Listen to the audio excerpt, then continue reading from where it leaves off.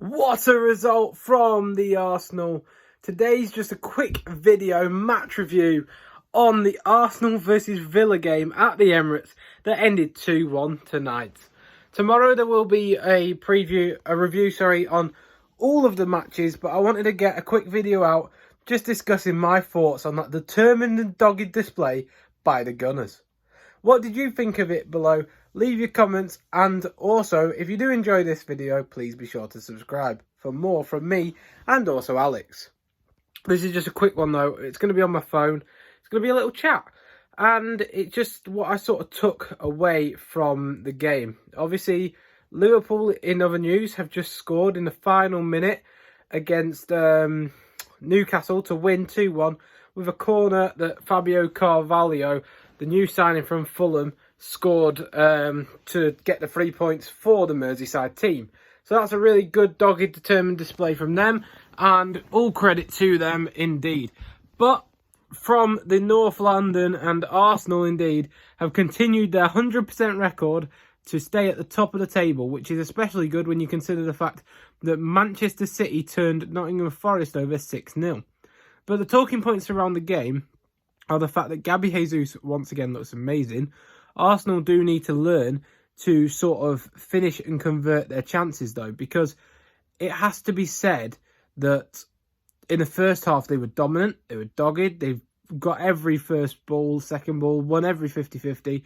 Villa were not at the races at all, and they were definitely the better side in that first half. And I think it's fair to say that, and they really should have probably had 2 or 3. Bukayo Saka missed an absolutely golden opportunity. But the goal came from a bit of rugged, determined poacher striker play from Gabriel Jesus, who turned in the ball after a deflection from, I think it was Courtney House, into Martinez. He flapped it into the path of Jesus, who turned it in. And that was a really good poacher's finish.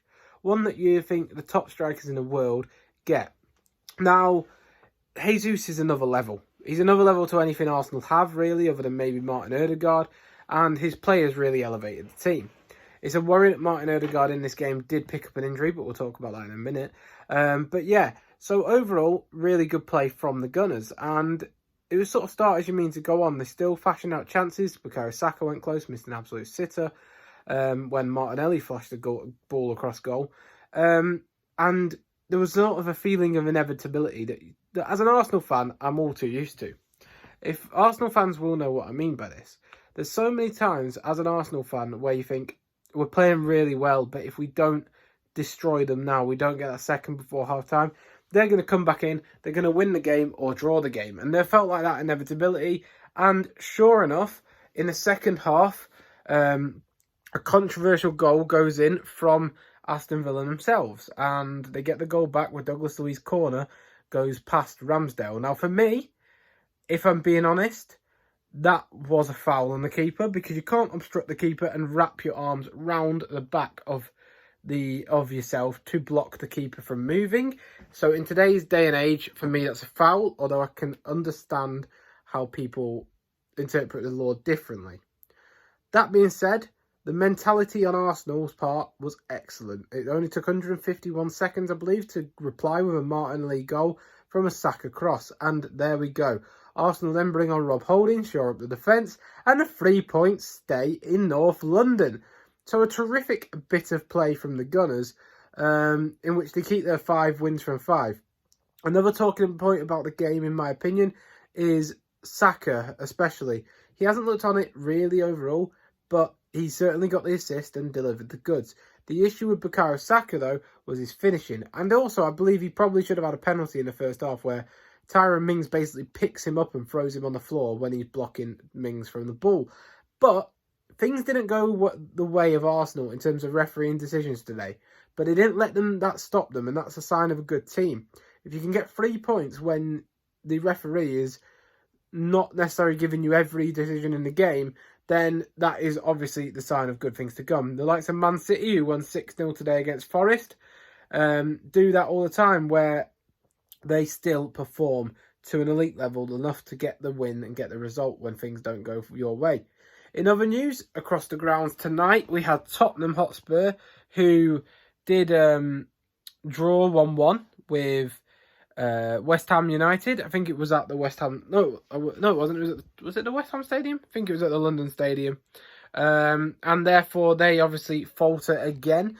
Apparently, West Ham had 2 golden opportunities in the last sort of 5 minutes to sort of nearly put to bed what looks to be quite a shaky Spurs side.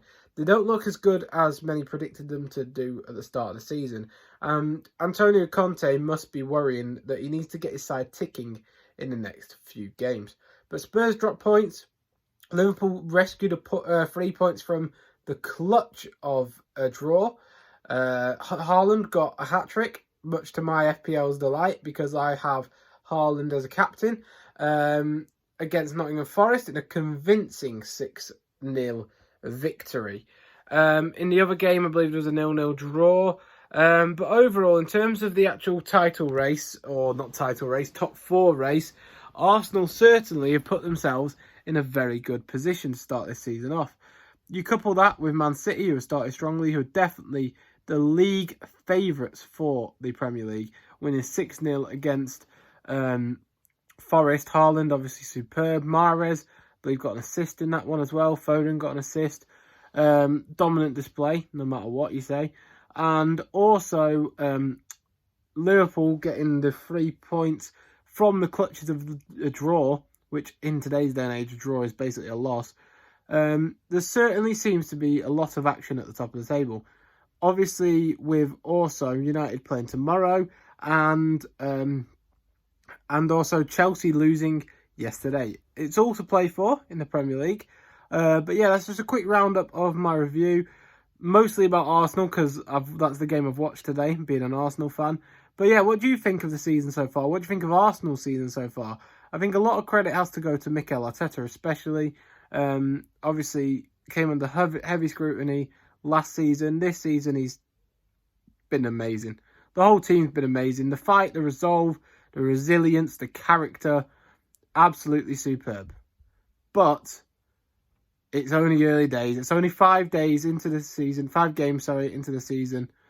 And it is what it is. But can Arsenal keep it up? Will City run away with the league? These are questions that we will find out shortly. Haaland could be on for a 40-goal season. And that is a worry for everyone involved.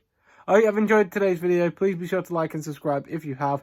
I haven't edited this as much as previous uploads, purely because I've done it on my phone as a quick little video to get out to you guys.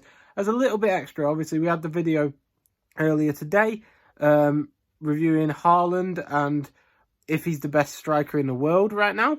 Go and check that one out. It'll be in the description if you haven't already. But yeah, please be sure to like and subscribe for more from me and Alex. And I'll see you next time. Goodbye.